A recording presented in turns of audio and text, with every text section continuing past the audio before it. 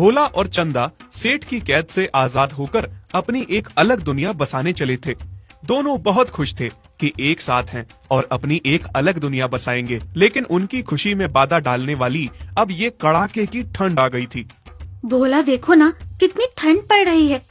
हम घर से तो निकल आए, सेठ जी की कैद से तो आजाद हो गए। मुझे इस बात की बहुत खुशी है, लेकिन हम इतनी ठंड में जाएंगे कहाँ? और अभी मुझे बच्चा भी तो होने वाला है। इस समय मुझे बिल्कुल ठंड नहीं लगनी चाहिए। न हमारे पास अभी घर है और न ही रहने का ठिकाना। हाँ चंदा, मैं जानता हूँ इस समय तुम्हारी बहुत देखभाल करने की जरूरत है, पर तुम मुझ पर छोड़ दो, मैं सब ठीक कर दूंगा।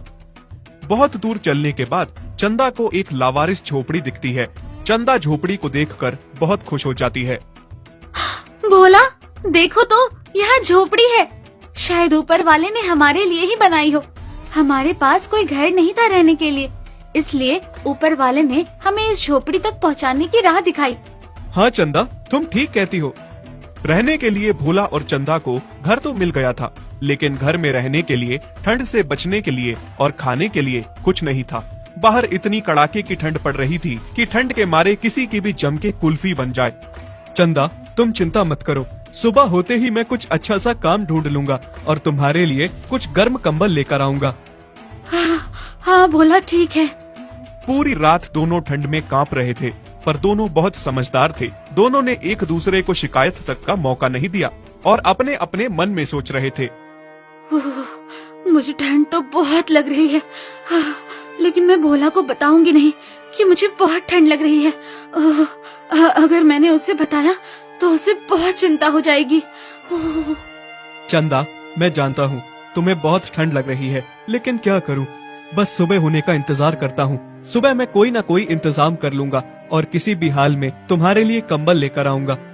रात भर चंदा को ठंड में ठिठुरता हुआ देख भोला सुबह सुबह ही काम ढूंढने के लिए निकल जाता है। अरे, ये भोला कहाँ गया इतनी सुबह सुबह? पूरा दिन काम ढूंढने पर भी भोला को काम नहीं मिलता है। बस कहीं थोड़ा सा खाने को मिल जाता है, उसे भी वो चंदा के लिए ले आता है। अरे भोला, आ गए तुम? कहाँ चले गए थे सुबह सुबह, और वो भी बिना बताए? मैं काम ढूंढने गया था, लेकिन मैं किसी के काम का नहीं हूँ। मुझे कोई भी काम नहीं मिल रहा।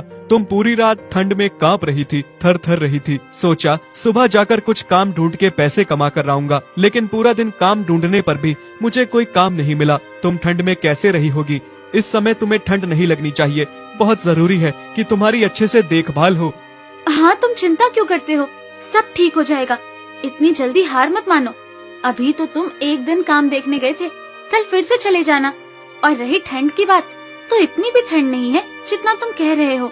ठंड तो बहुत थी, लेकिन चंदा भी भोला को दिलासा दे रही थी कि उसे ठंड नहीं लग रही है, ताकि भोला चिंता ना करे। कल फिर से चले जाना काम देखने। हाँ, शायद तुम ठीक कह रही हो। चलो, वो तो मैं कल देख लूंगा, लेकिन उससे पहले ये लो, खाने के लिए तुम्हारे लिए खाना लाया हूँ। मैंने पेट भर खा लिया था, ये मैं तुम्हारे लिए लेकर आया हूँ, खा लो।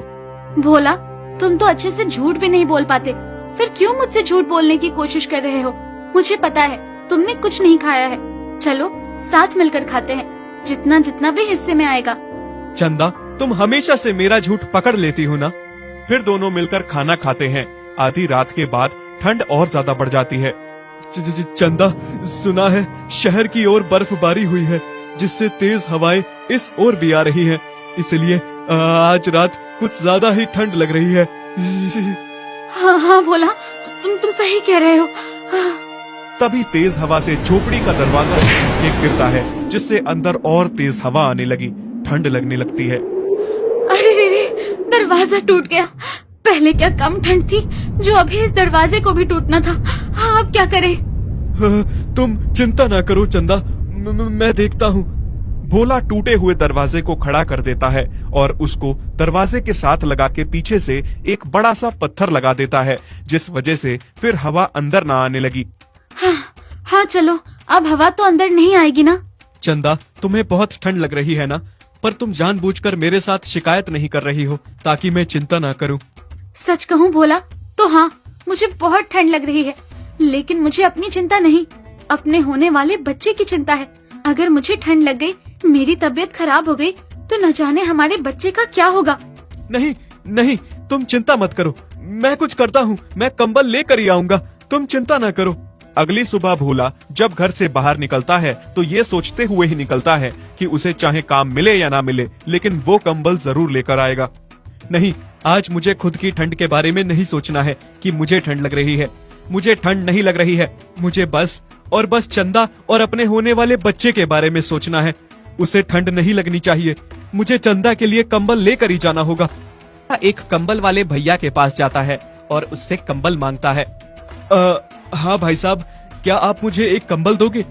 हाँ भाई, ले लो, मेरे पास बहुत